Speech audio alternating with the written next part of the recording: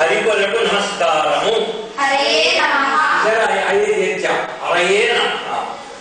తర్వాత మళ్ళీ ప్రశ్న, హరి ఎవరి చేత ఎవరి కొరకు ఏమి ఇయ్యబడినది? హరి కేన కస్మై కిం దత్తం. ఇది ప్రశ్న. హరి కేన కస్మై కిం దత్తం. దానికి సమాధానం రవి రఘుపతి చేత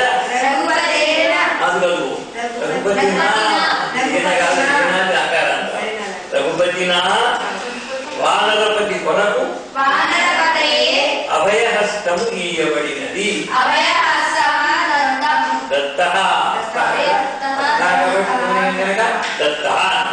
రవి రఘుపతినా వానరపతయే అభయహస్త దత్తః.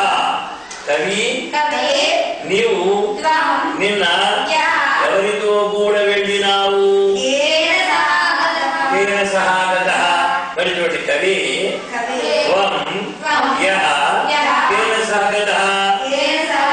దానికి సమాధానం దాశరథి నిన్న నేను గణపతితో కూడా వెళ్ళినాను.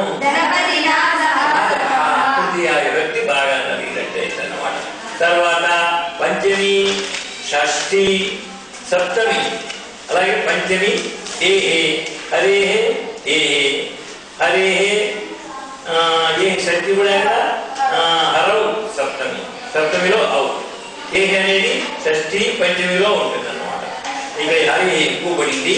తర్వాత హరి కంటే నేను పొడవైన వాడను. హరే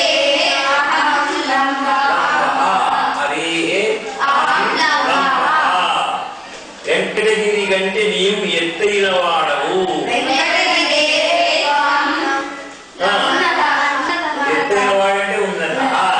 వెంకటగిరే త్వం ఎవని వలన ఎవనికి ఎవని యందు భక్తి కలిగినది. తస్మాత్ కస్య కస్మిన్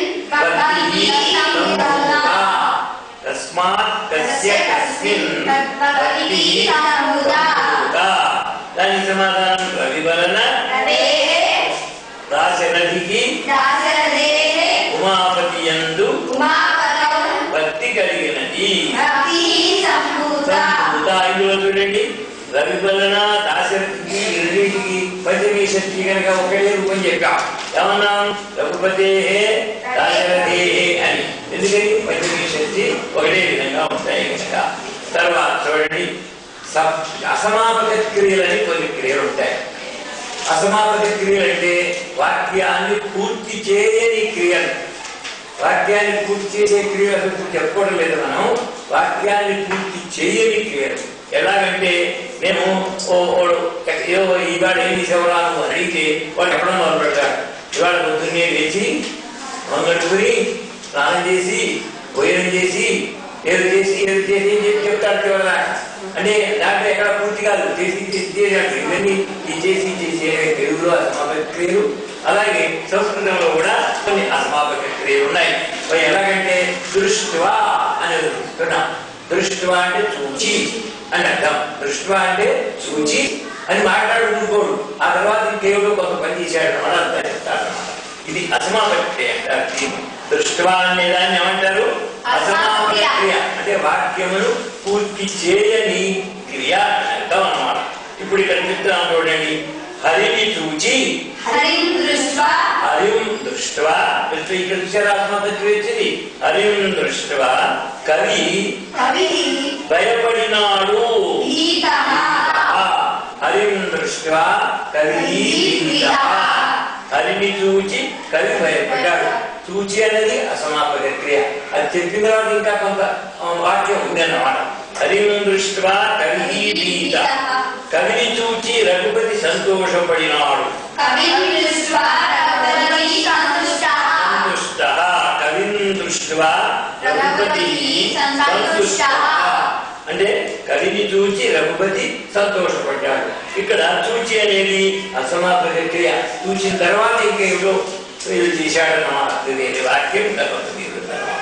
అలాగే మునిని చూచి హరి గణపతితో కూడా అక్కడకు వెళ్ళినాడు.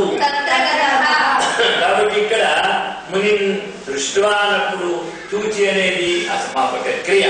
హరి దళపతితో కూడా అక్కడకు వెళ్ళినాడు. దళపతినాశ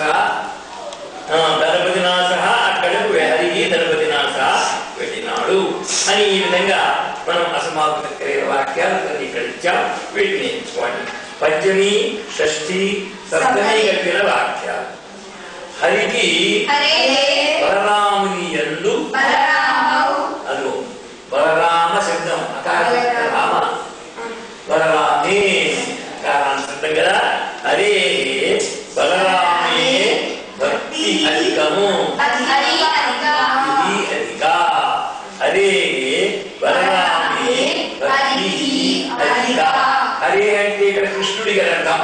కృష్ణుడి కంటే బలరాముడు పెద్దవాడు కదా, అందుచేత హరే బలరామే భక్తి అధిక. బలరామునికి బలరామస్య హరియందు హరౌ చూసారా ఇతరాన్ని సిద్ధం సప్తమిలో హరౌ అని ప్రయోగిస్తారు. బలరామస్య హరౌ చూసారా ఇక్కడ ఇక్కడ ఇచ్చాం కదా హరౌ హరౌ. వారికి చివరి రాయలేదు నేను. హరౌ అని రాస్తే నీకు అర్థం అవుతుంది. ఔరుగా చూపించాను కానీ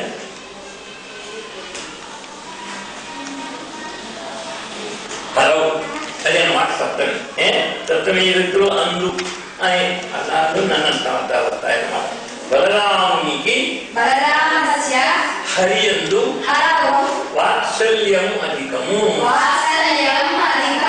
అలాగే దాశరథి కంటే రవికి కవియందును కవౌ కవౌ. రఘుపతి యందును గణపతి యందును ఉమాపతి యందును భూపతి యందును రమాపతి యందును శ్రీపతి యందును స్నేహం అధికము.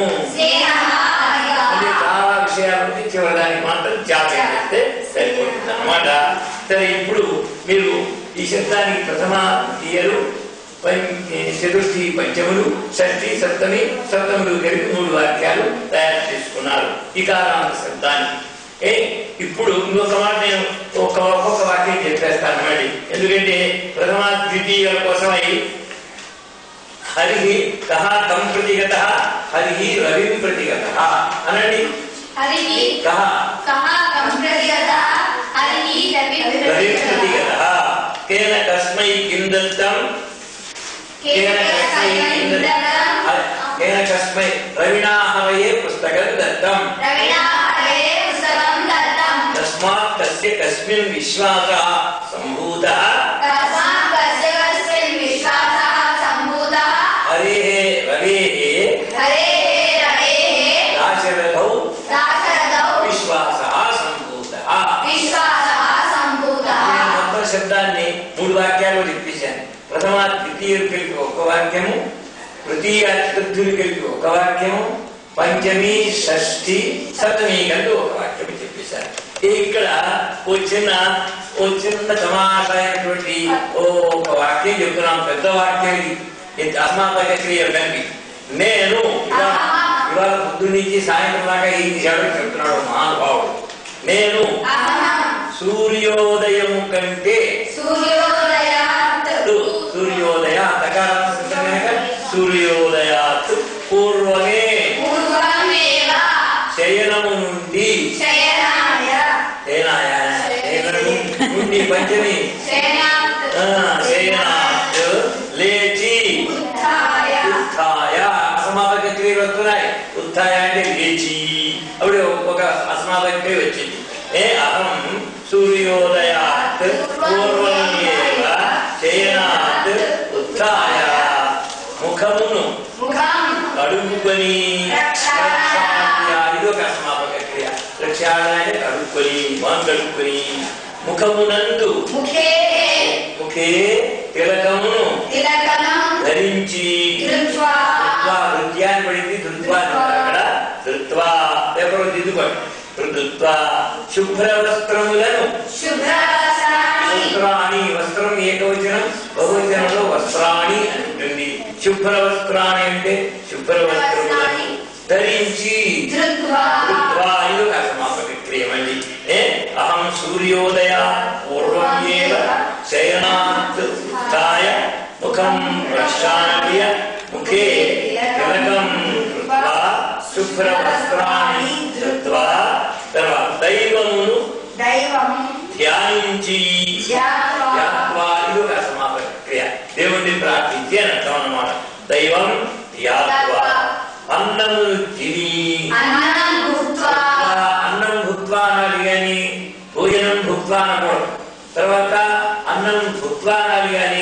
అన్నం కృత్వా అనుకోవడం. కాబట్టి భోజనం అనేదేమో క్రియ కృత్వా, అన్నం అనేది వస్తువు కనుక భుక్త్వా. అన్నం పుస్తకములను చేతియందు హస్తౌ ఎట్ట హస్తం ఆకారాన్ని హస్తే హస్తేన అని కూడా అనొచ్చు. హస్తేన గృహీత్వా గ్రహించి పాఠశాలను గూర్చి వెళ్ళి సమాపక క్రియ. చూడండి గృహీత్వా భుక్త్వా ఇవన్నీ కూడా మళ్ళీ చెప్తున్నాను చూడండి. దైవం యాత్వా అన్నం భుక్త్వా పుస్తకాన్ని హస్తేన గృహీత్వా పాఠశాలాం ప్రతి గత్వా పాఠము విని పాఠము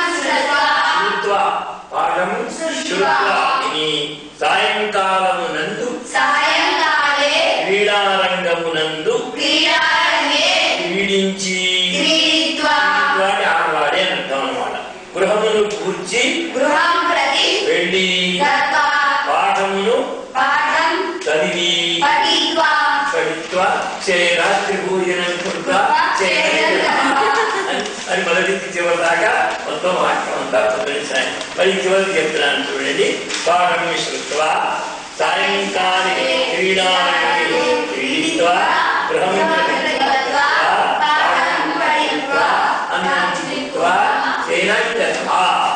ఒకవైపు అయిపోయింది. రెండో వైపు చూడండి. ఇంకా ఇప్పుడు స్త్రీలింగ పుంలింగాలకు స్త్రీలింగాలకు ఎక్కువ తేడా లేదని చెప్తున్నాం. ఒక తృతీయ విభక్తిలో మాత్రమే తేడా ఉన్నట్టున్నాం. ఇకారాంత శబ్దముల ఈ పైన చూడండి. ఇకారాంత శబ్దముల ఏకవచన రూపములు తృతీయ విభక్తిలో తప్ప తక్కిన అన్ని విభక్తులలోనూ పుంలింగములో వలనే ఉండును. వికారాంత శబ్దాలు పుంలింగాలకు స్త్రీలింగాలకు తేడా లేదు. ఒక తృతీయ విభక్తిలో మాత్రం తేడా ఉంది అని చెప్తున్నాం అన్నమాట. క్రిందటి పత్రంలో నేర్చుకున్న వికారాంత శబ్దముల వాక్యములు స్త్రీలింగాల్లో ఏమని చెప్తున్నాం? ప్రథమా విభక్తిలో అహం సునీతి, త్వం సునీతి మొదలైనవి చెప్తున్నాం. మరి ఇవన్నీ మీకు అందరికీ వస్తుంది కదా. ద్వితీయ విభక్తి ఏకవచనము నుండి సున్నా చేయడం. మరి పుంలింగాలైనా సరే స్త్రీలింగాలైనా సరే వాటికి ద్వితీయ విభక్తిలో చివరి ఏం చేస్తుంది? ఏకవచనాల్లో సున్నా చేస్తుంది. ఇప్పుడు సీత అనుకోండి, సీత ఆకారాంత స్త్రీలింగ శబ్దాన్ని. అలాగే సురుచి ఉందనుకోండి, సురుచిం దీనికి కూడా సున్నా చేస్తుంది. రుచిం వికారాంత శబ్దానికి కూడా ఆకారాంత శబ్దానికి లాగానే సున్నా చేయండి. సురుచిం సీతను గూర్చి సీతను, సురుచిని సురుచిని గూర్చి. సీతాం ప్రతి అంటే సీతాం అంటే సీతను, సీతాం ప్రతి అంటే సీతను, సురుచిం అంటే సురుచిని, సురుచిం ప్రతి అంటే సురుచిని గూర్చి.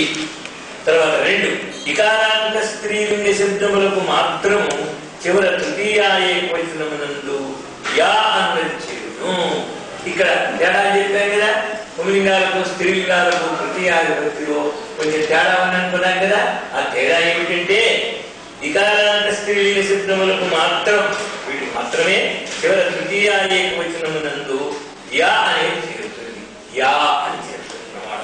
ఇది చేరినప్పుడు శబ్దములోని చివరి ఈకారం తొలగిపోవును. రుచి ఉందనుకోండి, సురుచిలో సురుచి అనేది ఈకారాంత శబ్దం కదా. సురుచి అనేది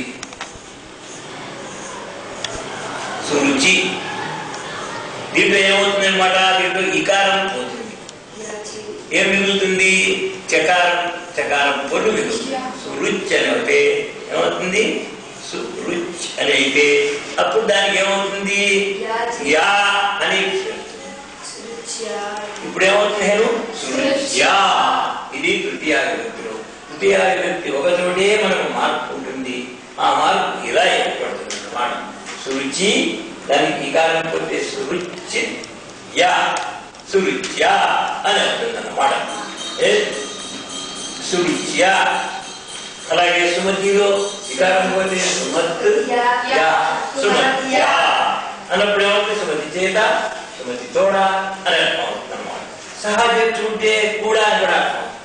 సుమత్యా సహా అంటే, సుమత్యా సహా అంటే సుమతితో కూడా, సురుచితో కూడా అర్థం అవుతుంది.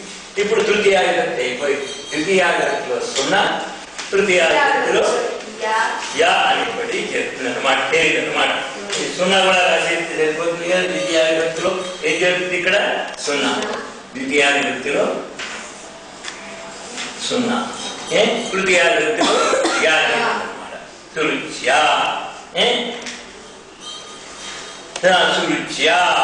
తర్వాత 3 ఇకారాంత శబ్దముల చివర చతుర్థి విభక్తి యందు అయే అన్నది చేరుడు. పూర్వీకంలో అయ్యే చేరినట్టుగానే ఇక్కడ కూడా అయ్యే చేరుతుంది. అప్పుడు వికారం పోతుంది చివరిది. సురుచి అయ్యే అయ్యే అన్నట్టుగానే సురుచయే అని వస్తుంది అన్నమాట. అయ్యే అన్నది చేరును. ఉదాహరణ సుమతిలోకి వికారం పోతే సుమత్ అయ్యే సుమతయే. సుమతయే అంటే సుమతి కొరకు, సుమతికై అన్నమాట. తర్వాత 4 ఇప్పుడు ఏం జరిగింది? యా అయిపోయింది, అయ్యే. ఇప్పుడు చతుర్థి విభక్తిలో ఏం జరుగుతుంది? ద్వితీయ, ఇదేమో తృతీయ. తర్వాత చతుర్థిలో ఏమైంది? అయ్యే. అయ్యే సుమత్ అయ్యే సుమతయే. సుమత్ అయ్యే రాయాలా? సుమత్ అని ఎక్కలేదు కదా. సుమతిలో ఇకారం పోతే సుమత్ అయ్యే. సుమత్ అయ్యే. సుమత్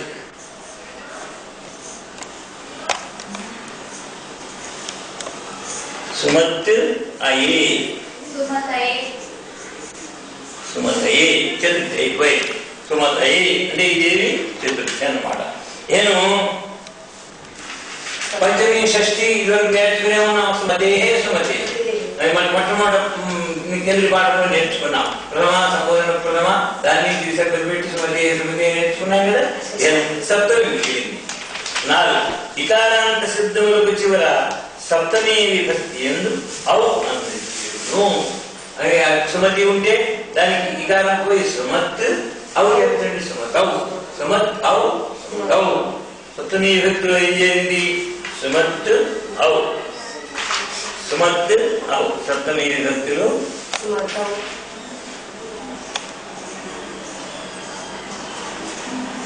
సుమత్ ఔ అయిపోయి. సుమతౌ సుమతౌ సుమతౌ.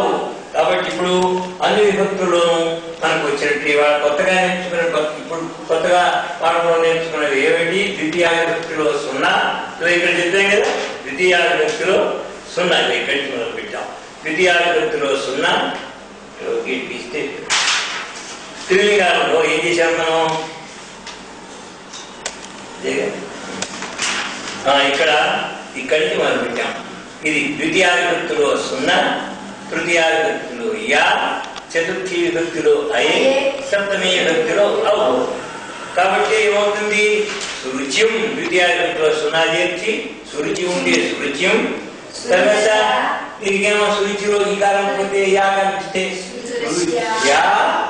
తర్వాత ఇక్కడ చతుర్థి విభక్తిలో సురుచి అయే ఈ కాలం పోతే సురుచి అయే సురుచయే. సప్తమి విభక్తిలో సురుచి ఔ చౌ. ఇలాగా 4 విభక్తులు. ఒక్కొక్కదానికి ఇప్పుడు వాక్యాలు చూద్దాం. చూడండి.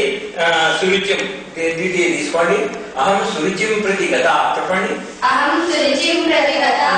ఇందులో ప్రతి అనేటువంటిది కూర్చి గురించి అనే దానికి చేరుస్తాం కదా. కాబట్టి ఇద్దరు ఆధారాంతానికి ఆధారాంతానికి ఇద్దరు చేర్చాం కనుక అదే మళ్ళీ ప్రతి చేర్చాం. సురుచిం అహం సురుచిం ప్రతి గత. చెప్పండి.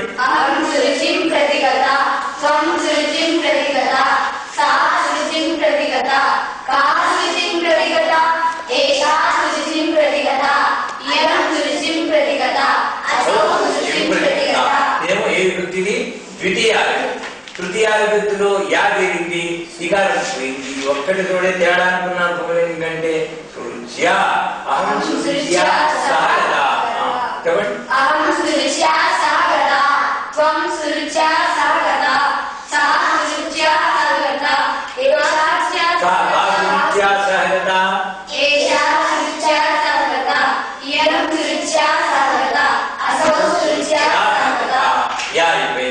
చతుర్థి అయిపోయింది. పంచమి షష్ఠి మనకి ఎవరికి తెలుసు. సప్తమిలో ఔ చేరుతుంది. అహం సురుచౌ ఆసక్త.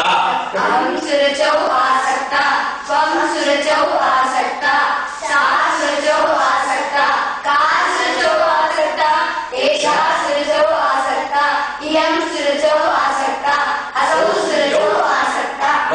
శబ్దం అంతా వాక్యాలతో సహా చక్కగా పైనుంచి ఇందాక చెప్పుకున్నాడు. మళ్ళీ ఒక మాట పైన కిందిగా ఆకారం చెప్తున్నాను చూడండి.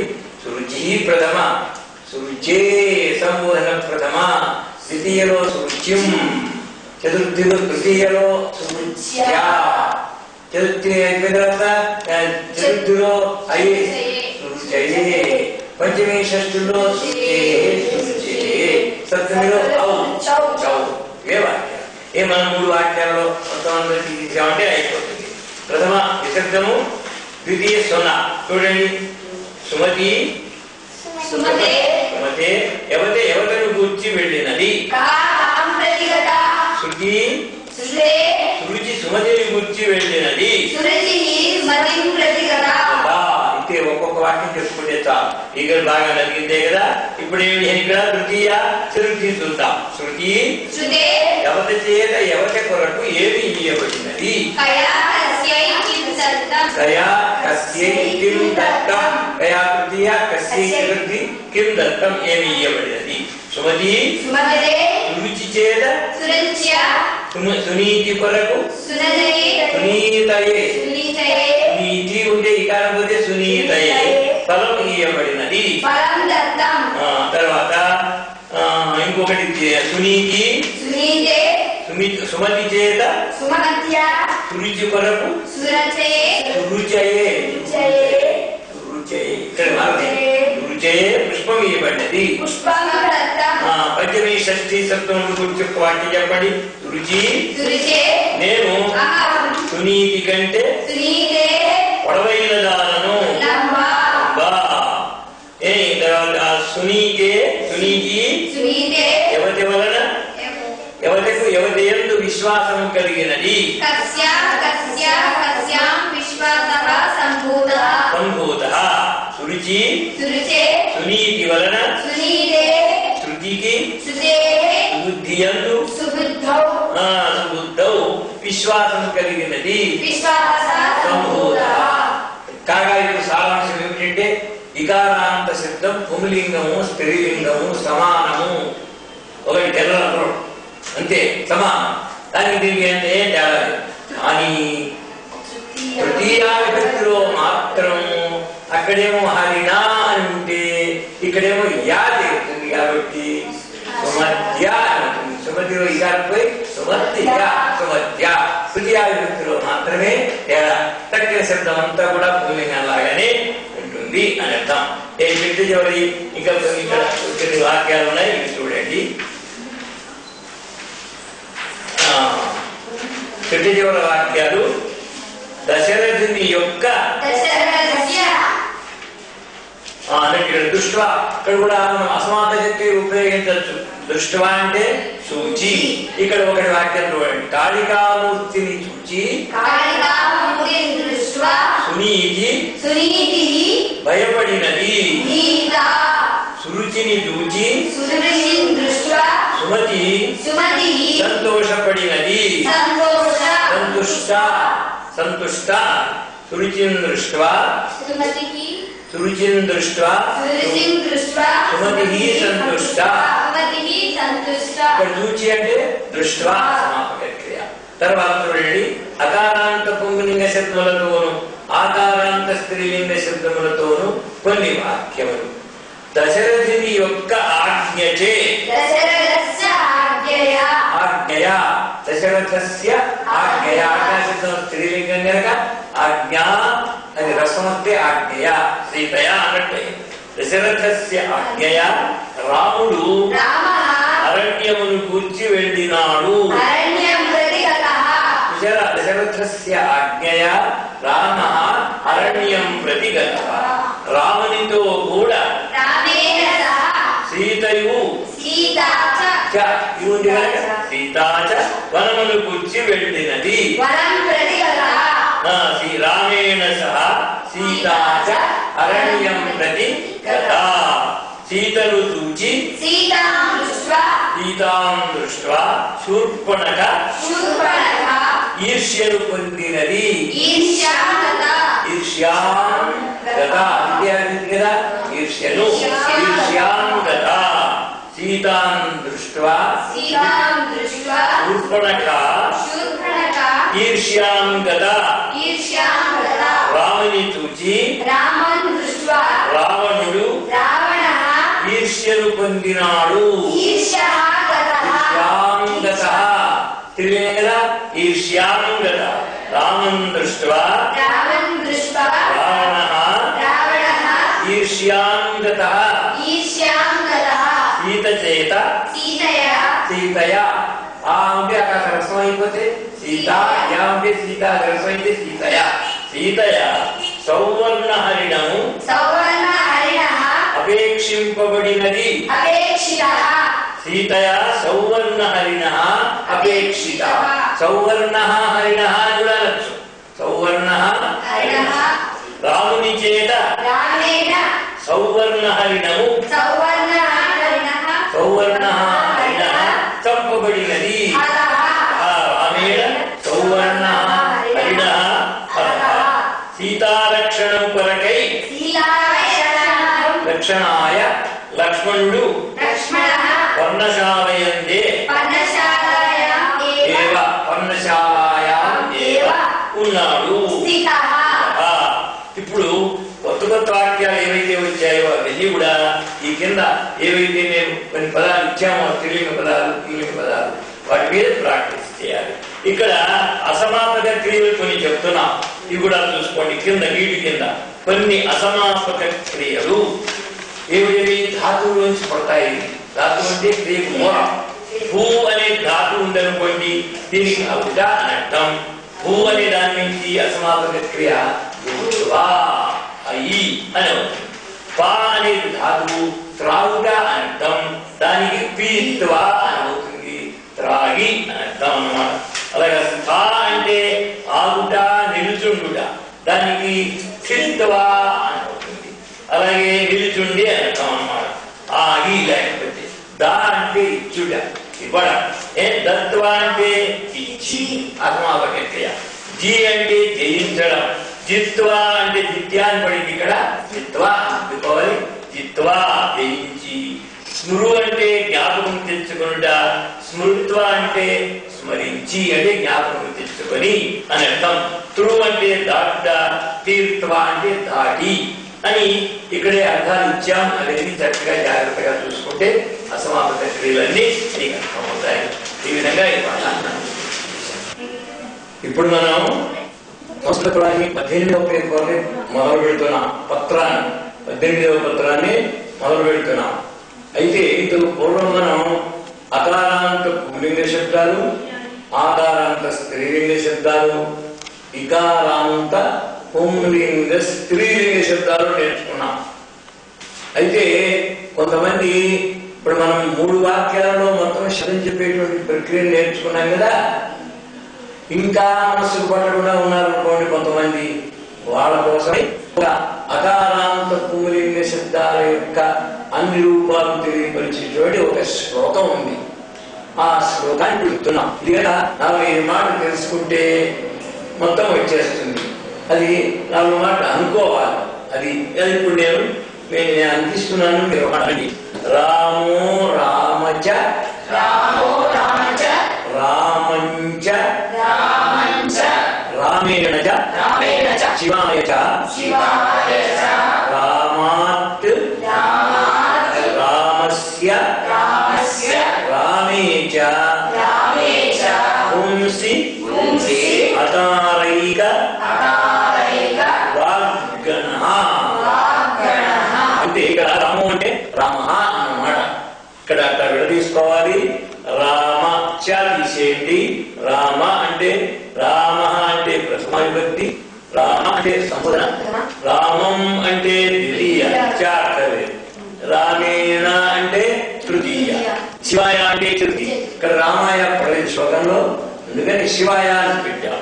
శివాయ అంటే చతుర్థి. రామాత్ అంటే పంచమి. రామస్య అంటే షష్ఠి.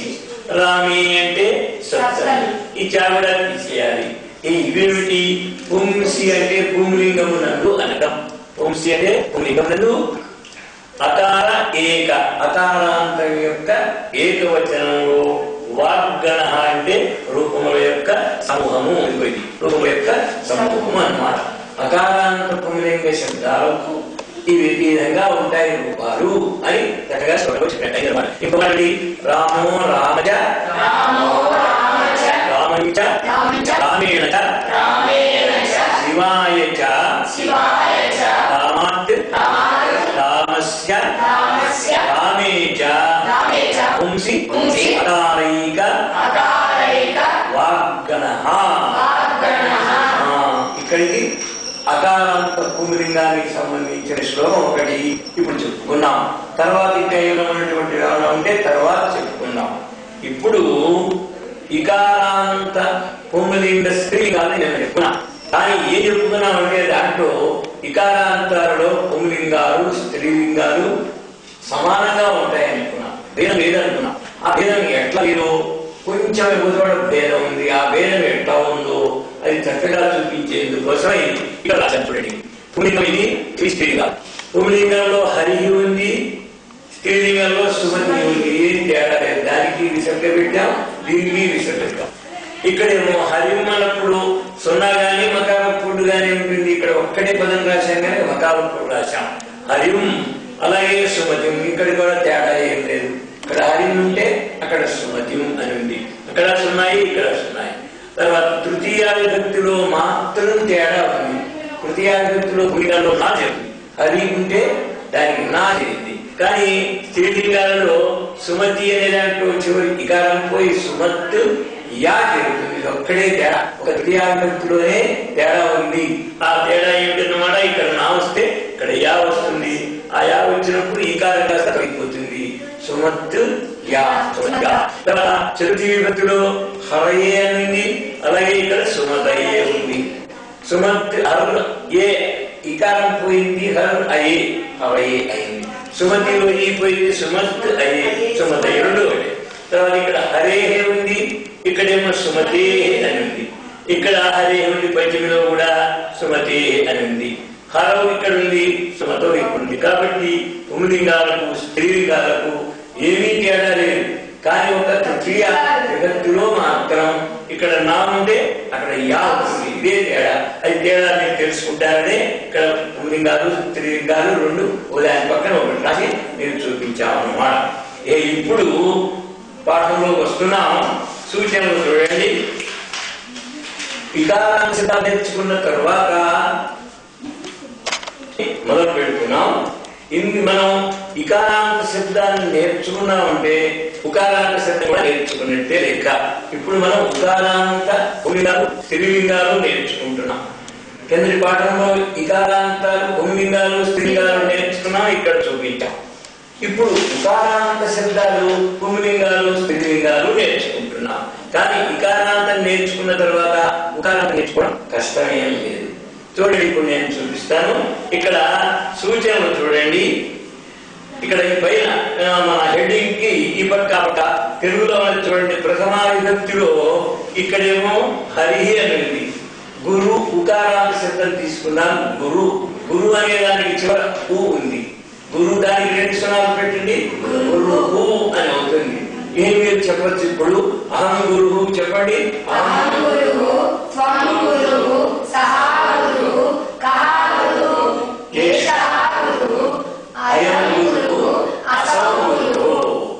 విషయ ఉకారాంత శబ్దం పుంలింగం ఈ విధంగా ఉంది. తర్వాత స్త్రీలింగంలో సుతను అని తీసుకున్నాం. సుతను దీంట్లో పేపర్లో చూడండి. సుతను సుతను అనేది వెనక స్త్రీలింగాల్లో వస్తుంది కానీ అక్కడ ఇప్పుడు వచ్చేది వదిలేద్దాం. ఇది మాత్రం చూద్దాం. ఇక్కడ హరి అని ఇక్కడ ఉంటే అక్కడేమో గురువు ఉంది. ఇకారాంతంలో హరి ఉంది, ఉకారాంతంలో గురువు ఉంది. అంటే ఇకారాంతాలు ఉకారాంతాలు సాధారణంగా సమానంగానే ఉంటాయి. ఎక్కడ తేడా ఉందో అది నేను చూపిస్తాను.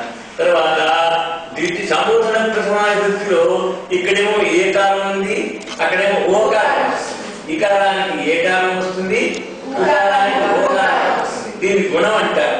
అంటే ఇకారానికి గుణం ఏకారము, ఉకారానికి గుణం ఓకారం. ఇక్కడ ఉకారం గురో అవుతుంది. సాధారణంగా అందరూ అది కాదు గురు అని తెలుగులో కూడా మాట్లాడుకుంటుంటారు.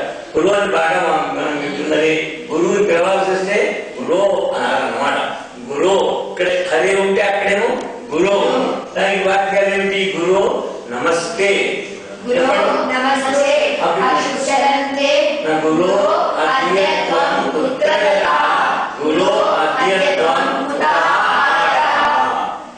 వాక్యాలు సంబోధన ప్రథమా విభక్తిలో. ఇక్కడ అక్కడ హరి అన్నాం, ఇక్కడేమో గురో. తర్వాత ద్వితీయ విభక్తికి వస్తే ద్వితీయ విభక్తిలో చాలా శబ్దాలకి చివర ఏముంటుంది అనుకున్నాం మనం? విభక్తి సున్నా సున్నా ఉంటుంది. కాబట్టి ఇక్కడ హరిం అని ఉంది, మనమేమో గురువుని చెప్తాం. అహం గురుం ప్రతి గతః. వాక్యాలు చెప్పండి. అహం గురుం ప్రతి గతః, త్వం గురుం ప్రతి గతః, సహ గురుం ప్రతి గతః, కః గురుం ప్రతి గతః, ఏషః గురుం ప్రతి గతః, అయం గురుం ప్రతి గతః, అసౌ గురుం ప్రతి గతః. ద్వితీయ విభక్తిలో హరిమ ఇకారాంతానికి సున్నా వచ్చింది, ఉకారాంతానికి సున్నా వచ్చింది. తర్వాత తృతీయ విభక్తిలో హరి అనే దానికి నా వచ్చింది, అలాగే గురు అనే దానికి కూడా నా వచ్చింది. రేప ఉంది కనుక ఇందులో శబ్దంలో నా వచ్చింది. గురునా చెప్పండి, సహా కూడా కలపండి. గురునా సహ, గురువుతో కూడా. అహం గురునా గతః, త్వం గురునా సహ గతః, సహ గురునా సహ గతః, కః గురునా సహ గతః, ఏషః గురునా సహ గతః, అయం గురునా సహ గతః, అసౌ గురునా సహ గతః. కానీ సహ అన్నప్పుడు హాయి దీర్ఘం పెట్టకూడదు. సహా కాదని సహ అంతే. సహ సహ అక్కడ వాళ్ళు చెప్పేది కాదు. అక్కడ దానికి ఏమో 2 సున్నాలు పెడతాం, ఇక్కడేమో సా రాస్తాం, హా రాస్తాం. సహ అంతేగాని దీర్ఘం అంటాం అన్నమాట. తృతీయ వ్యక్తి అయిపోయింది. గురుణ హరిన గురుణ. తర్వాత ఇక్కడేమో హరయే ఉంది, ఇక్కడ ఎకారం వకారం వస్తుంది.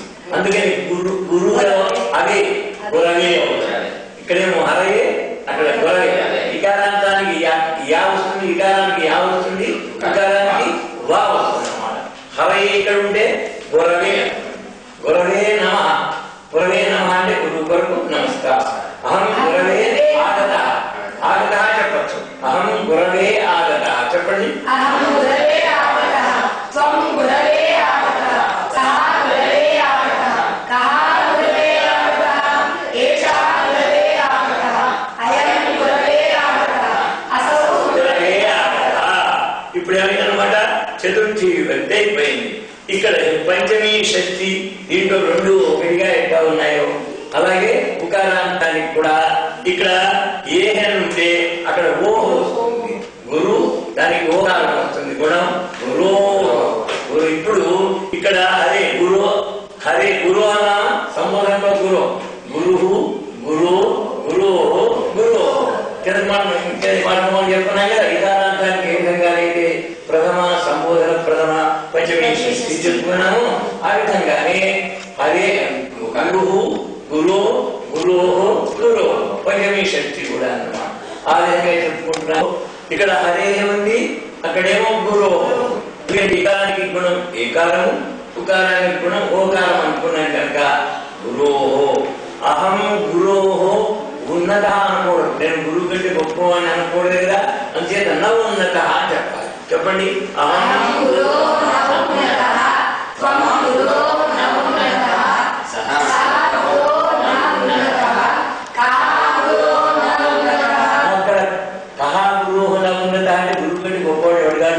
అని అర్థం వస్తుంది. నా అనుకోవడం వస్తుంది అక్కడ.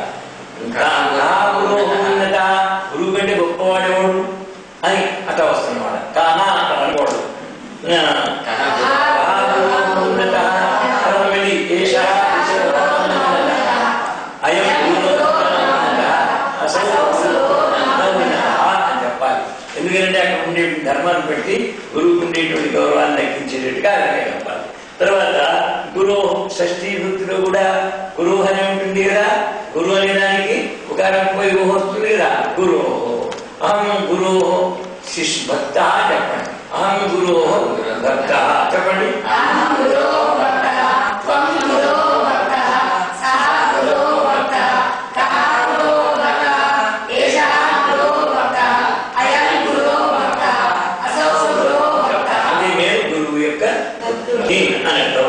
ఇది షష్ఠీ విభక్తి. సప్తమి విభక్తిలో ఇక్కడ హర ఉంది, అక్కడ కూడా గురవు అనే ఉంటుంది. కాబట్టి అహం గురవు ఆసక్త, అహం గురవు ఆసక్త, త్వం గురవు ఆసక్త, సహ గురవు ఆసక్త, కః గురవు ఆసక్త, ఏషః గురవు ఆసక్త, అయం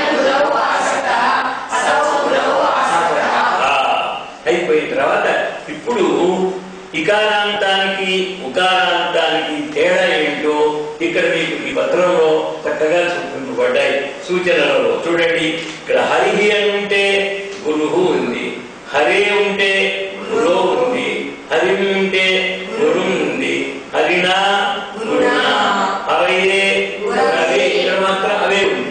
యకారం చోట ఇకారాంతాలు, ఏకారం చోట వకారం వస్తుందన్నమాట. హరయే గురవే, హరే గురు, ఇక్కడ ఓకారం వచ్చింది. హరే గురు, పంచమీ షష్ఠి రెండు ఒకే విధంగా ఉంటాయి కనుక గురు గురు అని వచ్చిందనమాట. హరవు అక్కడ ఉంటే ఇక్కడ గురువుకి తేడా లేకుండా ఇకారాంతాలకి ఉకారాంతాలకి సరిపోయిందనమాట. ఇకారాంతములకు ఏకారం వచ్చిన చోట ఉకారాంతాలకు ఓకారం వస్తుంది అని కింద మళ్ళీ చూపించబడింది. ప్రథమ, ద్వితీయ, తృతీయ, సప్తమి విభక్తులలో భేదం లేదు. ఏ ఇకారాంతాలకి ఉకారాంతాలకి భేదం లేదు. ఏ విభక్తులు? ప్రథమా విభక్తి, ద్వితీయ విభక్తి, తృతీయ విభక్తి, సప్తమి, ఈ 4 విభక్తుల్లో భేదం లేదు. చతుర్థులు అక్కడ అయ్యే ఇకారాంతాలు అయ్యే ఉన్న చోట ఉకారాంతాలకు అవే యకారం, అక్కడ యకారం ఉంటే ఇక ఉకారం. తర్వాత మనం అవ్యయాలు ఒకటి చాలా అవసరం అనుకున్నాం పాఠాన్ని, అంటే భాషను బాగా పెంచుతాయని. ఇంకా కొన్ని అవ్యయాలు ఇక్కడ మనం చెప్పుకుంటున్నాం. రెండో అంశం చూడండి, కొన్ని అవ్యయాలు. కదా అంటే ఎప్పుడు అని అర్థం. కదా సహా కదా అంట, అతను ఎప్పుడు ఇచ్చాడు, ఇది మనకు వచ్చు, ఇది నేర్చుకున్నా. ఇప్పుడు ఆ కదా అనే దానికి మొట్టమొదటిలో ఏ పెట్టండి. ఏ కదా అంటే ఒకనొకప్పుడు అని అర్థం వస్తుంది అన్నమాట. ఏ కదా అంటే ఒకనొకప్పుడు, ఒకనొకప్పుడు. ఇంకోటి కూడా పెట్టండి, కదాచిత్, కదా అని సరిపోవచ్చు, కదాచిత్ అని కూడా కలిపినట్టయితే ఒకనొకప్పుడు అని అర్థం వస్తుంది అన్నమాట. కాబట్టి ఏ కదా, కదాచిత్, ఈ రెండింటికి కూడా ఒకనొకప్పుడు అని అర్థం అన్నమాట. ఏ కదా అనండి, ఏ కదా కదాచిత్. తర్వాత అదే అవును అని ఒప్పుకోవడానికి అసహ్యం అంటాడు. అసహ్యం అంటే అవును అని అంటాం. అంతకంటే ఇంకేముంది అంటే అవును అని అర్థంలో ఈ నాటకాల్లో ఉపయోగిస్తారు బాగా. అసహ్యం అంటే అవును అని అర్థం అన్నమాట. అసహ్యం అంటే అవును. పూర్వము అనడానికి పురా, ఇదే అదేమి. పురా అంటే పూర్వము, పూర్వం. తర్వాత ఇత అంటే ఇటు, తత అంటే అటు. నాటకాల్లో ఏం చేస్తారంటే రాజుగారు ఏమో నడుస్తూ ఉంటాడు, ముందు విదూష కూడా అట్లాంటి వాడు నడుస్తూ ఉంటారు. వాడు గుడ్డువాడు రాజు కవి కనిపిస్తావు సరిగ్గా, అందుకని వీడు ఇతతో అంటుంటాడు. అంటే ఇటువంటి ఇటువంటి అంటే ఏం లేదు, రాజుగారి దర్జా అన్నమాట. ఆయనకి రాజు చూపించాలి, చూపిస్తున్నట్టు దర్జా కోసం వాడు కవి కనిపించి ఇలా ఉపయోగిస్తారు. ఇత అంటే ఇటు, తత అంటే ఇప్పుడు మనం ఇటువంటి తిరుగుతుంటారు. ఇతస్తత, తత, ఇలా ఇటు తత, ఇటు అటు తిరుగుతున్నాడని చెప్పడానికి కూడా ఇత తత అని ఉపయోగించవచ్చు. ఇత తత అంటే అటు, అటు. అందువలన అటు తత అనేది అటు అనే అర్థంలోనే కాకుండా అందువలన అని కూడా. తత తస్మాత్, తస్మాత్ కారణాత్ అని కూడా మనం ఉపయోగిస్తాం. తత అంటే అందువలన అని అర్థం. ఇతస్తత అంటే ఇటు, ఇప్పుడు అనుకున్నాను కదా, ఇతస్తత అంటే ఇటు. ఇతస్తత ఇత తత నుంచి అంత బాగుంటుంది, సంధి కలిపితే ఇతస్తత, అప్పుడు బాగుంటుంది అన్నమాట. ఇటు నుండి అటు నుండి. నేను ఇప్పుడు ఇంకొక విచిత్రమైనటువంటి పదాలు చూపిస్తున్నాను మీకు. ఎందుకంటే కేవలం ఒక చోటే కూర్చోబెడితే లాభం లేదు కదా. భాషలో అన్ని రకాలైన పదాలని మీ ముందర పెట్టి మీకు భాష బాగా ఉచ్చారణ చేయాలి కదా. క్రియలలో నుండి పుట్టిన కొన్ని ప్రత్యేక పదములు, కొన్ని పదాలు క్రియల నుంచి పుడతాయి. క్రియలు అంటే మనం ఉపయోగించేటువంటి పనులు అన్నమాట. ఆ పనులు అనేటువంటి అర్థంలో క్రియలు అంటారు సంస్కృతంలో. క్రియలలో నుంచి ప్రతిదానికి క్రియ ఒకటి రూట్ ఉంటుంది అన్నమాట, అంటే మూలం. దానిలో నుంచి పుట్టినటువంటి కొన్ని పదాలను ఇక్కడ చెప్తున్నాం. వీటికి చివర బడు అని అర్థం వచ్చు. వీటికి చేయబడు, కొట్టబడు, తినబడు అని అంటానే ఆ బడు అనే దానికి ఆ అర్థమే ఇప్పుడు వీటికి వస్తుంది. ఎలాగంటే జ్ఞా అనే ఒక ధాతువు ఉంది. ధాతువు మూలాన్ని ధాతువు అంటారు. క్రియల యొక్క మూలాన్ని ఏమంటారు? ధాతువు అంటారు. జ్ఞా అంటే తెలుసుకొనుట అని అర్థం. జ్ఞానే ధాతువుకి తెలుసుకొనుట, ఇది ధాతువు. దీనికి జ్ఞాత, తెలుసుకొనబడినాడు. జ్ఞాత అని చూడండి, జ్ఞానే ధాతువులోంచి జ్ఞాత అని పుట్టింది. ఇది ఓ పదమైంది, దీని క్రియ కాదు, కానీ దాంట్లోంచి పుట్టినటువంటి ఒక పదం. జ్ఞాత అంటే తెలుసుకొనబడినాడు. స్త్రీలింగమైతే జ్ఞా పడినది. తర్వాత నపుంసకలింగమైతే మనకు రావణాంగ సంవాదంలో అభిజ్ఞాతం అంటే జ్ఞాతం అంటాడు, అంటే తెలిసింది అని అర్థం అన్నమాట. జ్ఞా అనే దానికి అనమాట. ఇట్టివే మరికొన్ని పదములు. దా అనే ధాతు ఒకటి ఉంది. దా అంటే ఇయ్యడం అని అర్థం, దా అంటే ఇచ్చుట. దాని నుంచి దత్తం, ఇప్పుడు మనం కేర కస్మై కిం దత్తం అని ప్రయోగిస్తున్నాం చూడండి, అది దత్తం అంటే ఇయ్యబడినది అని బరువు వచ్చింది సరే అలా వస్తాయన్నమాట. దత్తం ఇయ్యబడినది. స్థా అంటే స్థానే కాదు, నిల్చుట ఆగుట అని అర్థం అన్నమాట. దానికి స్థితం అని ఉంటుంది, అంటే నిలువబడినది అని అర్థం అన్నమాట. స్థిత అంటే నిలువబడినాడు, స్థితం అంటే నిలువబడినది. స్థిత అంటే ఇతృలింగాలను పుంలింగాలను పుల్లింగాలు కూడా ఉంటుంది అన్నమాట. అలాగే జి అనేటువంటి ధాతు, జి అంటే జయించుట అని అర్థం. జితం జయింపబడినది, జిత జయింపబడినాడు, జిత జయింపబడినది అలా వస్తాయన్నమాట. అలాగే కురు అంటే చేయుట, కురు అనే ధాతువుకి ఏమిటి అర్థం? చేయుట అని అర్థం. కృతం చేయబడినది చూసారా, అంటే ధాతువులో వచ్చినటువంటి పదార్థం. కృతం అంటే చేయబడినది. అలాగే తురు అనే ధాతు దాటడం, నదిని గాని కాలువని గాని దాటడం పేరు తురు అనేటువంటి ధాతువు చెప్తుంది. తీర్ణం అని అవుతుంది దానికి. తీర్ణం అంటే దాటబడినది, నది తీర్ణం, నది దాటబడినది అని అర్థం అన్నమాట. తర్వాత అద్ అనేటువంటి ధాతువు ఒకటి ఉంది. అదంటే భక్షణం, తినడం. అద్ అంటే చిన్న చిన్నవిగానే ఉంటాయి, వాటికి పెద్దగా ఉండవు ధాతువులనే మళ్ళీ తినుట. జగ్ధం అని అవుతుంది దాన్ని తమాషాగా, జగ్ధం తినబడినది అని మారుతుంది అన్నమాట. జగ్ధం అద్ అనేటువంటి ధాతువులోంచి జగ్ధం అని మారి తినుట, తినబడినది అని అర్థం వస్తుంది. దృశ్య అంటే చూచుట, దృశ్య అంటే చూచుట. దృష్టం చూడబడిన, మనకు వచ్చింది కేంద్ర పాఠాలు. దృష్టం చూడబడినది, అలాగే చూడబడినది. వచ్చంటే పలుకుట, వచ్చనేటువంటి ధాతువు దానికి ఉక్తం అని మారుతుంది. ఉత్తం పతనానికి ఉక్తారం వస్తుంది. ఉక్తం, ఉక్తం అంటే పలుకబడినది అని అర్థం అన్నమాట. ఇవి ఇప్పుడు మనం అనుకున్నటువంటివన్నీ కూడా క్రియలో వచ్చి పుట్టినటువంటి పదాలు అని అర్థం అన్నమాట. ఇవి కొంచెం మనకు కావాల్సినవి కనుక ఇవన్నీ జాగ్రత్తగా నేను చూసుకోండి. అలాగే ఉకారాంతాలు తెలుగులో ఏమంటారంటే ఊ చేర్చి పలుకుతాం. విష్ణు అనేది ఉందనుకోండి, దాన్ని విష్ణువు అంటాం. బంధు అని ఉందనుకోండి, బంధువు అంటాం. ఉకారాంత శబ్దాలు తెలుగులో ఊ చేరుస్తాం. ఊ అని ప్రత్యయము ఉండును. ఎలాగంటే ఉదాహరణ విష్ణువు, వానిలోని ఊ తొలగించి విసర్గమును చేర్చినతో విష్ణువు మొదలైన సంస్కృత పదములు. విష్ణువులో ఊ తీసేయండి, విష్ణు, దానికి రెండు సున్నాలు చేర్చండి, విష్ణువు అని అవుతుంది అన్నమాట. మొదలైన సంస్కృత పదములవును. కొన్ని ఉకారాంత పదములు అని ఇక్కడ కొన్ని ఇచ్చాం. రెండు మూడు నేను చదివి వినిపిస్తాను. తక్కినవన్నీ అర్థాంతో సహా ఉన్నాయి కనుక మీరు తెలుసుకోవచ్చు. కొన్ని ఉకారాంత పుంలింగ పదములు, కొన్ని ఉకారాంత పుంలింగ పదములు. ఏమిటి? రఘువు ఉంది, రఘువు వాడి పేరు రఘు, రఘువు అంటే వాడి పేరు అవుతుంది అనమాట. అలాగే మధువు వాడి పేరు మధు, మధువు అనాలి. అలాగే విధు అంటే విధువు, విధు అంటే చంద్రుడు అని అర్థం. విధువు అనే దానికి చంద్రుడు అని అర్థం. అలాగే గురువు, ఇప్పుడు మనం అనుకున్నాం గురువు. అలాగే సాధువు ఉన్నాడు, సాధువు. ఇలాగే ఇక్కడ కింద ఇచ్చినటువంటి వాటిని తెలియగా ఉంటే వాటికి అర్థాలు ఇచ్చాం. సాధారణంగా తెలిసే వాటిని వదిలిపెట్టేశాం అనుకోండి. సరే, ఇప్పుడు 3 వాక్యాలలో మొత్తం శబ్దం చెప్పే ప్రక్రియ గురించి 2-3 వాక్యాలు అనుకుందాం. కహ ఎవడు ఎవరిని గురించి వెళ్ళినాడు.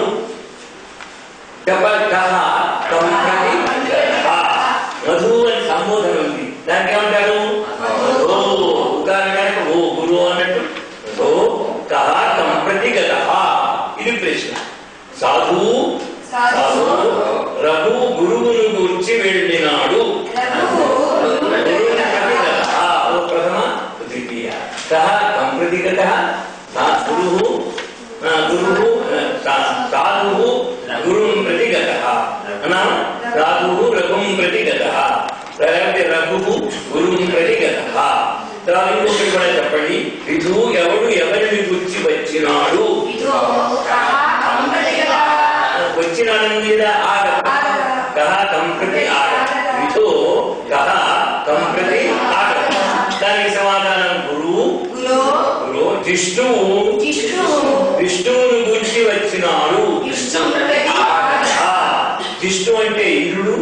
విష్ణు అంటే విష్ణుదేవుడు, జిష్ణు విష్ణు ప్రతి ఆరాధన, ఇంద్రుడు విష్ణువుని గురించి వచ్చినాడు.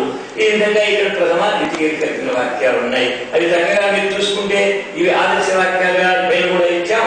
అవి మీరు చూసుకుంటే ఇవన్నీ చక్కగా మీకు అర్థమైపోతాయి, మీరు చెప్పగలుగుతారు. తృతీయ చతుర్థులు కలిపిన వాక్యం ఇక్కడ ఎవరి చేత ఎవరి కొరకు ఏమి ఇయ్యబడినది. దీనికి అందుకనే ఇక్కడ పైన ఏం చేశామంటే తృతీయ విభక్తిలో గురునా కేనా ప్రశ్న, గురవే చతుర్థి, అలాగే కస్మై ఇలా చూపించాము. అట్లా పైన కలిసిందేమో ఇప్పుడు మనం ప్రశ్నలు వేస్తున్నాం. ఎవరి చేత ఎవరి కొరకు ఏమి ఇయ్యబడి, అంటే ఎవరి చేత ఎవరి కొరకు ఏమి ఇయ్యబడి. ఇది రెండో వాక్యం. మొదటి వాక్యం ప్రథమ ద్వితీయులు కలిపి, ఇప్పుడేమో తృతీయ చతుర్థులు కలిపి రెండవ వాక్యం. గురువు చేత రఘువు కొరకు పుస్తకము ఇయ్యబడినది.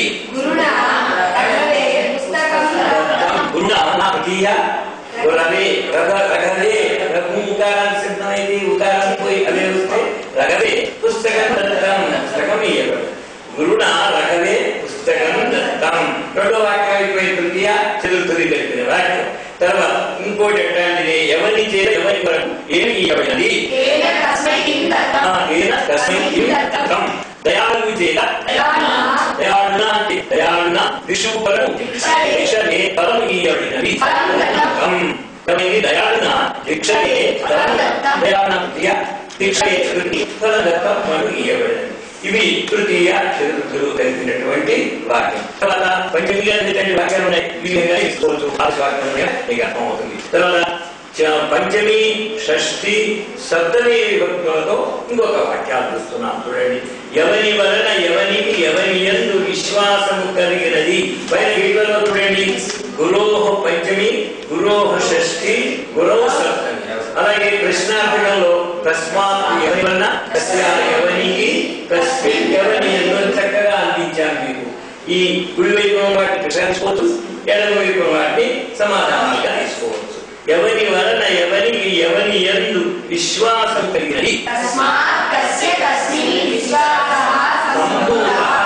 విశ్వాస అంటే విశ్వాసము, సంభూత అంటే కలిగినది అని అర్థం వస్తుంది. సంజాత కూడా అనొచ్చు, సంభూత గాని సంజాత అని అని అనొచ్చు. దానికి సమాధానం సాధువు వలన, సాధో అనాలి కదా. పంచమి షష్ఠి కూడా అలాగే ఉంటుంది కనుక సాధో ముముక్షువునకు, అక్కడ కూడా సిద్ధం కదా, ముముక్షు సాధో ముముక్షు అంటే పంచమి షష్ఠి ఒకటే విధంగా ఉంటాయని అర్థం అన్నమాట. సాధో ముముక్షు విష్ణువు, విష్ణువు అవతారం వస్తుంది కదా, ఇప్పుడు హరం అన్నట్టుగా అవతారానికి కూడా వస్తుంది కదా. విష్ణువు విశ్వాస సంభూత, విశ్వాసం కలిగినది అని అర్థం అన్నమాట. కాబట్టి ఇప్పుడు మళ్ళీ ఒక మాట ఏం చెప్తున్నాను చూడండి, సాధో ముముక్షో విష్ణువు విశ్వాస సంభూత. అలాంటిదే ఇంకొక వాక్యం చెప్తున్నాను, ఎవరి వలన ఎవరికి ఎవరి యందు భక్తి కలిగినది. సంభూత, భక్తి సిద్ధం స్త్రీలింగం కనుక సంభూత అన్నారు.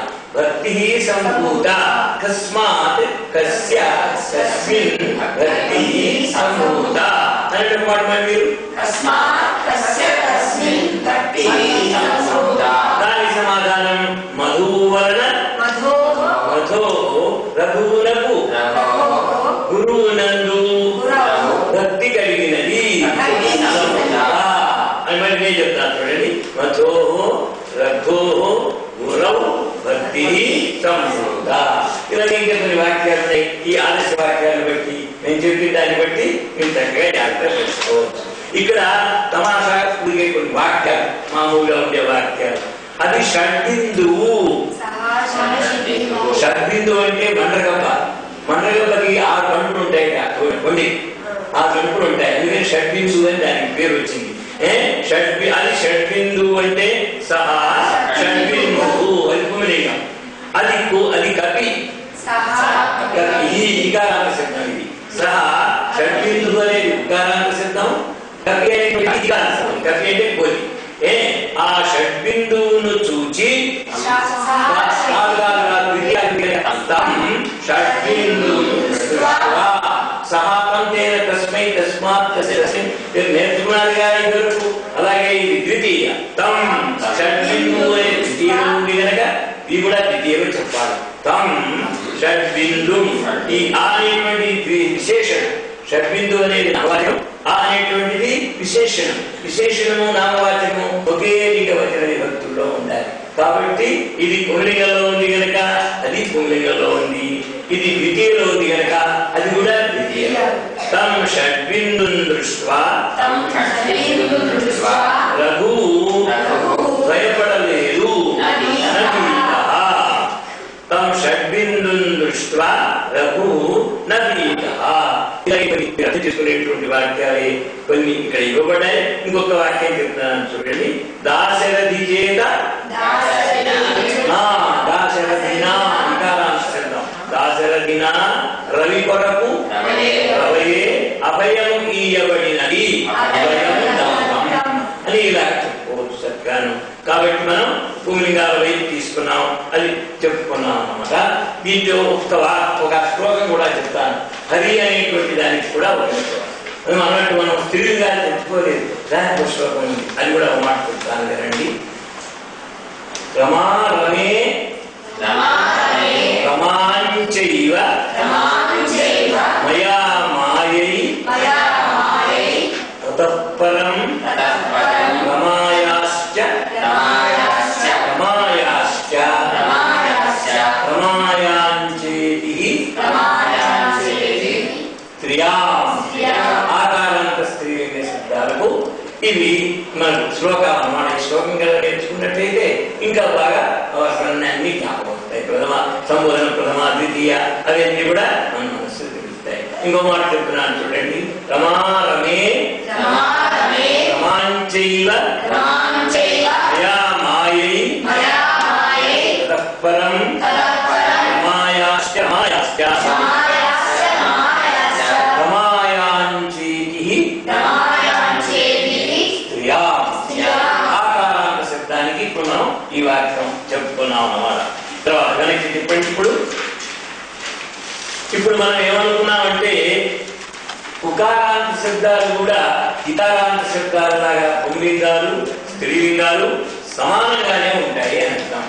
ఉకారాంతాలు ఒక్కగా నేర్చుకుంటే స్త్రీలింగం నేర్చుకున్నట్టే ఇప్పుడు ఈకారాంతాలు ఎలా నేర్చుకున్నామో అలాగే వికారాంతాలు ఎలా ఉన్నాయో ఇప్పుడు కూడా చూడండి చెప్తాను. ఇక్కడ ఇప్పుడు సుతను ఉంది, మా గురువు అనే శబ్దం ఒకవైపు నుండి, సుతను ఒకవైపు నుండి. ఈ పేపర్లో చూడండి, సుమతి సుతను. ఇకారాంతము ఇకారాంతాలు ఉకారాంతాలు ఒకటి అన్నది ఇక్కడ చూపిస్తున్నాం. పైన చూడండి, సుతను ఉకారాంతాల్లో గురువు అని ఉంటే సుతను అనేది, కాబట్టి రెండు సమానమే. పైన వీటి పైన ఉకారాంతాలలో గురువు ఉంటే సుతను, గురువు ఉంటే సుతను, గురువు ఉంటే సుతను. ఇంతవరకు బాగానే ఉంది. తర్వాత తృతీయాలకు వచ్చేటప్పుడు కదా గురున్నా అని నా వస్తుంది, అక్కడ ఇక్కడేమో వా వస్తుంది. ఇకారాంతాలకు యా వస్తే ఉకారాంతాలు వా వస్తుంది. కాబట్టి సుతను అనే దాంట్లో ఉకారం పోయి వా వస్తే వా ఒక్కతోటే తేడా. తగ్గిన అంత శబ్దం అంతా కూడా పుంలింగంలో లాగాలి. తర్వాత అక్కడ గురవే ఉంటే ఇక్కడ సుతనవే, అక్కడ గురోహం ఉంటే సుతను, అక్కడ గురోహం ఉంటే సుతను, అక్కడ గురవు ఉంటే అవు. ఏమండి సరిపోయింది కదా. అంటే పుంలింగాలు స్త్రీలింగాలు ఉకారాంతాలు కూడా సమానాలే. ఒక తృతీయాలు మాత్రం వా. ఈ తర్వాత ఇప్పుడు ఇక్కడ సుమతి అనే దానికి వికారాంత శబ్దానికి కూడా మనం శ్లోకం చెప్పుకుంటాం. అన్ని ఒక మాట చెప్తే మీరు మనసుకు గ్రహించడం కష్టం అవుతుంది. తర్వాత మాటల్లో మనం చూద్దాం. జ్ఞాపకం చేయండి, వికారాంత శబ్దం స్త్రీలింగానికి శ్లోకం చెప్పలేదు అని చెప్తే నేను చెప్పేస్తాను. సూచనలు చూడండి. ఉకారాంతములకు పుంలింగ స్త్రీలింగ ఏకవచన రూపములలో భేదము లేదు. ఉకారాంతాలు కూడా పుంలింగ స్త్రీలింగాలలో భేదము లేదు. తృతీయా విభక్తిలో మాత్రం చివరి ఉకారము పోయి వా అన్నది చేరును. తృతీయా విభక్తిలో మాత్రం చివరి ఉండే ఉకాస్త పోతుంది, చేరును. ఎలా వా కనపండి సుతన్వా. సుతన్వా అంటే సుతను చేత, సుతన్వా అంటే సుతను. ఇవి చాలా తక్కువ పేరు దీన్ని ఉన్నప్పటికి కూడా భాషలో ఉన్నాయి కదా, నన్ను నేర్చుకోవాలి. అందుకని ఉకారాంత స్త్రీలింగాలలో తృతీయావిభక్తిలో మాత్రం తేడా కనుక సుతన్వా. ఏమి ఇకారాంతాలకి ఉకారాంతాలకి కూడా ఎక్కువ భేదం లేదు.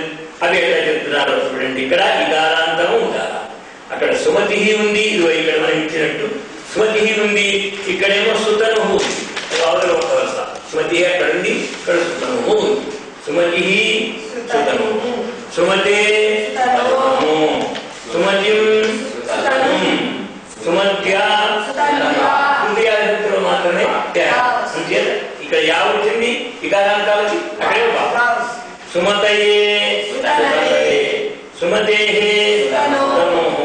ఇక్కడ ఏ కాలం వస్తుంది, అక్కడ ఓ కాలం వస్తుంది అన్నమాట. సుమతే సుమతౌ. ఇకారాంతములలో ఏ కాలం ఉన్న చోట ఉకారాంతములలో ఓ కాలం ఉన్నది. ఇకారాంతములలో యకారం ఉన్న చోట ఉకారాంతములలో అకారం ఉన్నది. ప్రథమ ద్వితీయ సప్తములలో ఇకారాంత ఉకారాంత శబ్దములు సమానములు. ప్రథమ ద్వితీయ సప్తములలో ఇకారాంత ఉకారాంత శబ్దములు సమానములు. తర్వాత అవ్యయములన్నీ పుంలింగ స్త్రీలింగములకు ఉపయోగించునని వెనుక వైపు చెప్పబడినది. కాబట్టి మనం అవ్యయాల విషయంలో పుంలింగాలైనా సరే స్త్రీలింగాలైనా సరే చెప్పుకోవచ్చు. తెలుగులో ఉకారాంతముల చివర ఊ అన్నది చేరును. ఇందాక అనుకున్నా మరి అంటే విష్ణు ఉంటే ఊ చేరుతుంది విష్ణువు అని. దాన్ని తొలగించి విసర్గము చేర్చాచో అది సంస్కృత పదమగును. సుతనువు అని ఎక్కడుంటే పడితే సుతనువు అనాలన్నమాట. కొన్ని ఉకారాంత స్త్రీలింగ పదములు, ఇంకా కొన్ని ఏమన్నా ప్రాక్టీస్ చేసుకోవడానికి ఉండాలి కదా, అన్ని విభక్తుల్లోని ప్రాక్టీస్ చేస్తుంటే నీకు నలుగుతుంది కదా. ఉకారాంత స్త్రీలింగ పదములు సుతనువు, సుపటు, సుపటిమైన బాగా బలమైన శరీరం కదనమాట. ఆలుగు అంటే ఆలుగడ్డ, మనుషుల పేరు చాలా తక్కువ ఉన్నాయి. ఆలుగు అంటే ఆలుగడ్డ అంటే చూడండి మన బంగాళదుంప అది. పూర్వారుగు అంటే దోసతీయ, పూర్వారుగు అంటే దోసతీయ.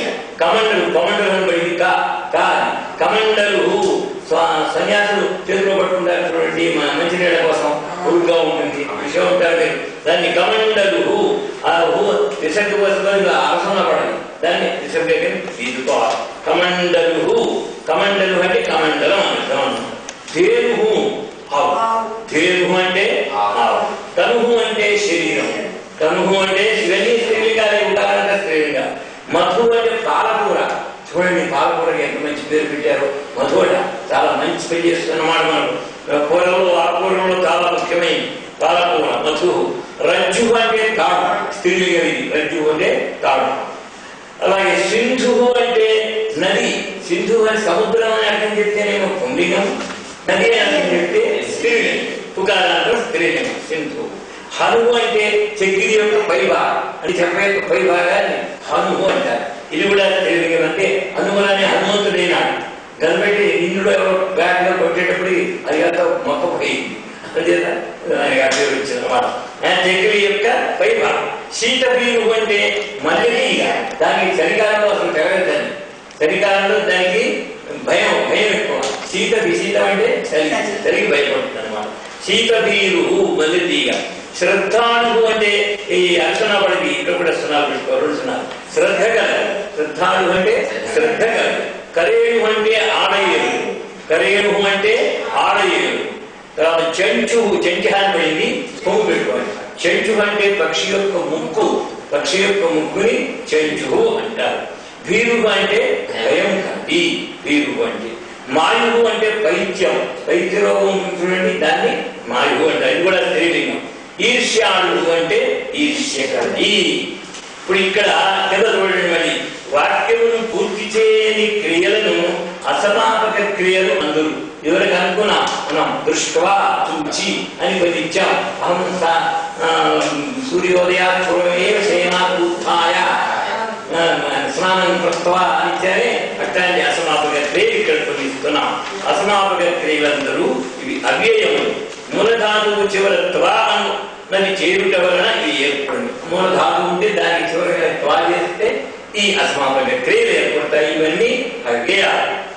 కొన్ని అసమాపక క్రియలు ఎలాగంటే జ్ఞా తెలుసుకుంటా ఇలాంటి వచ్చింది మన ఇందాక బడుగు అనే